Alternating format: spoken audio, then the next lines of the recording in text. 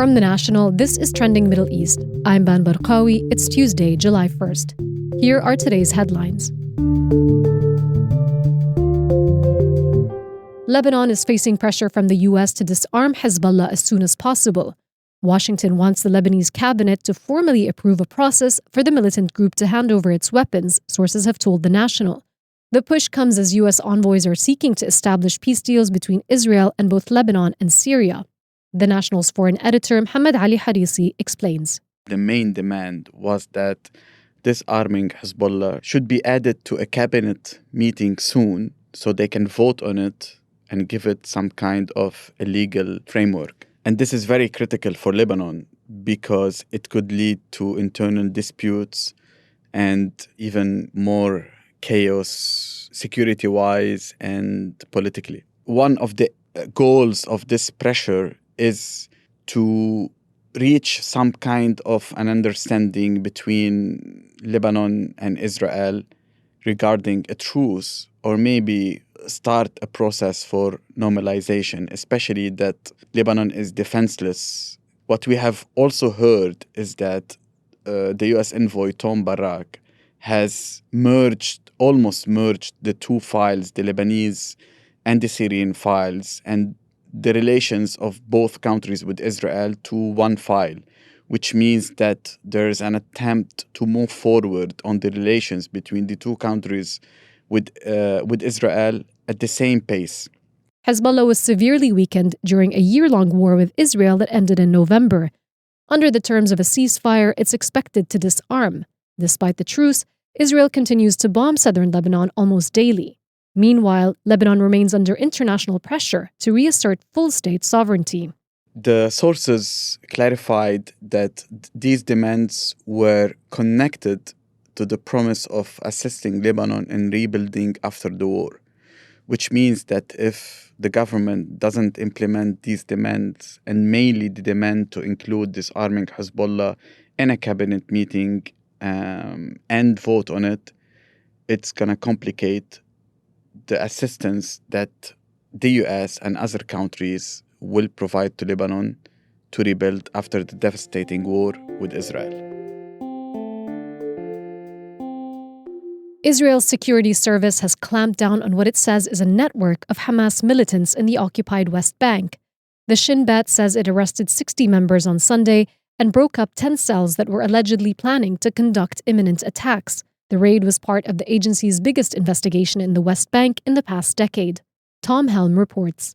The operation was also carried out by the police and the military, and as well as arresting these alleged operatives, it also discovered weapons caches. The Shin Bet said that these operatives were involved in planning attacks against Israeli civilians.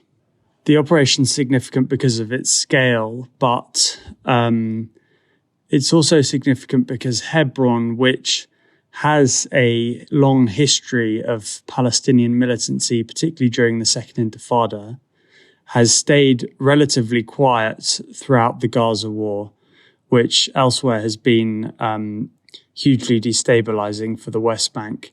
Violence has surged in the West Bank since the start of the Gaza war after the October 7, 2023 Hamas attack on southern Israel.